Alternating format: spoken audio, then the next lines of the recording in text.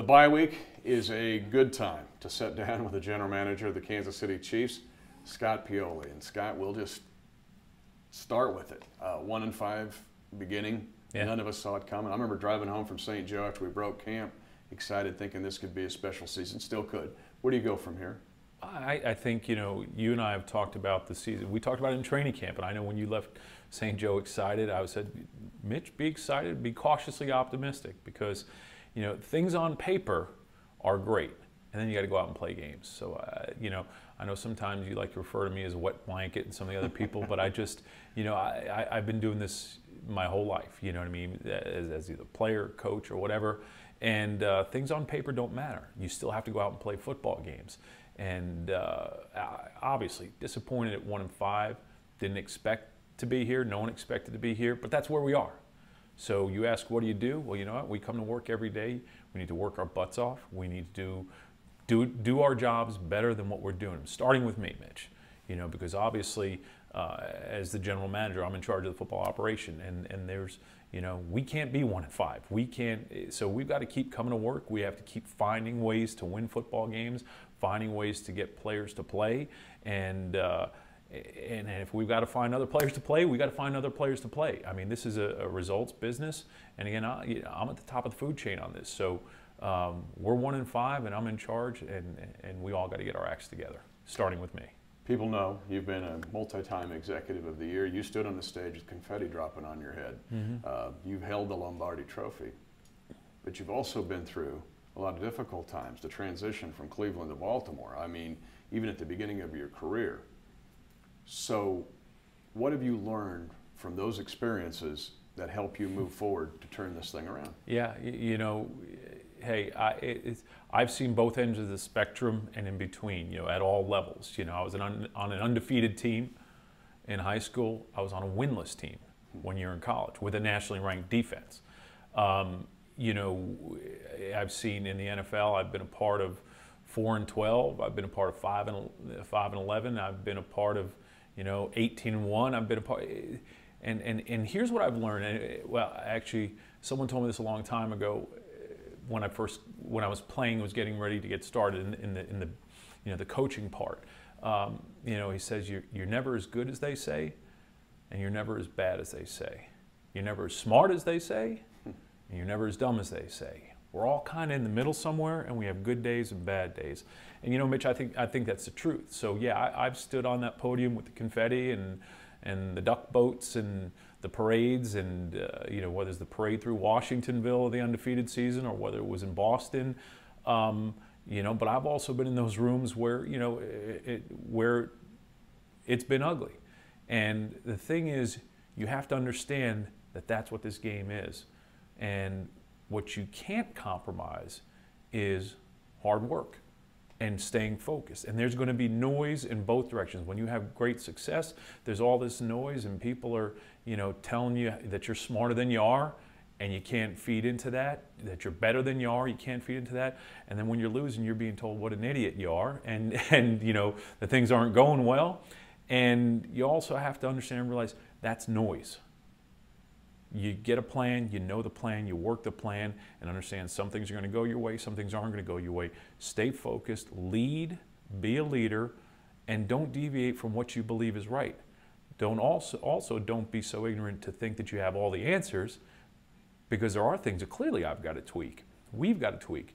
So it's a very delicate balance in between sticking to the core of your beliefs, but understanding certain things, do need to be changed. But we're never as smart as they say, and truthfully, we're never as dumb as they say.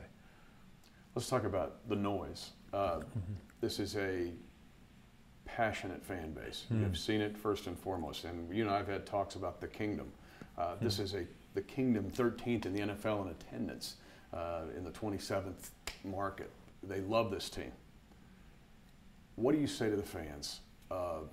Because you get praise, you get criticism, moving forward with that and handling that passion and using that as a springboard to win. Yeah, Mitch, you and I have talked privately about this, and I've talked publicly about this. I had a lot of opportunities. The fans, the Chiefs, Arrowhead Stadium is why I came here.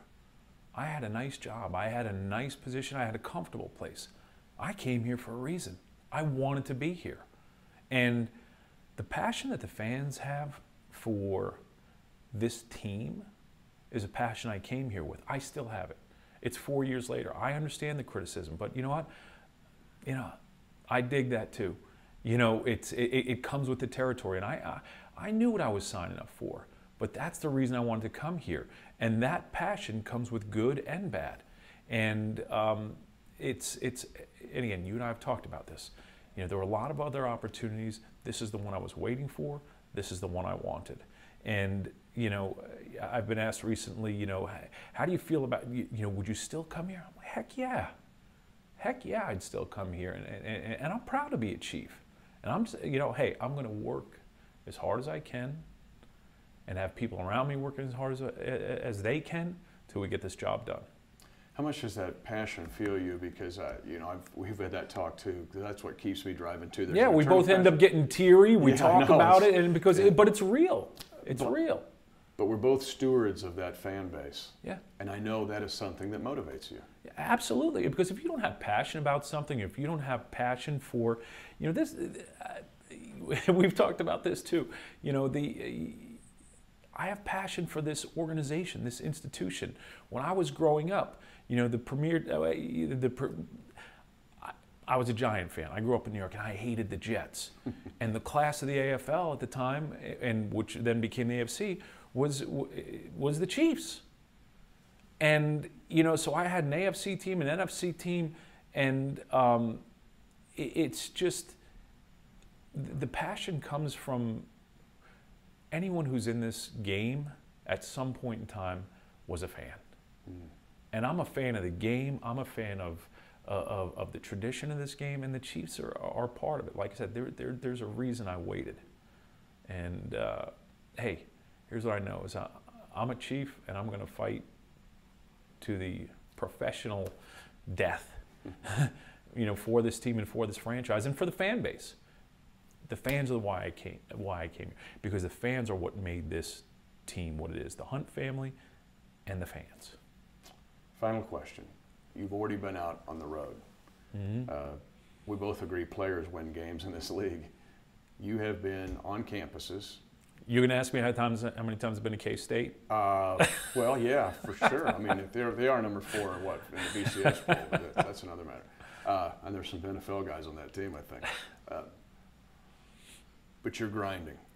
Mm-hmm. You've been on campuses. What about the process of working to get this roster so that it's 5-1 instead of 1-5? It's ongoing, and you never, here's the deal, Mitch. We are going to be a better football team at some point, and we're going to be better. We need to be a better football team, and when we are, that job won't stop then either. I mean, this game is about players, and you've got to have good players, and you've got to have good players that are the right kind of guys, and that is a core philosophy that I'm going to stick to. That I'm going to keep trying to bring. I said this to you when I first got here, and I said it to the fans when I first got here. We're going to build this team with good players that are the right people, and we're going to win. And when we win, it's going to be with the right way, with the right kind of people. And I'm going to continue to do that. Now we have to start winning. And again, ultimately, Mitch, that's on me.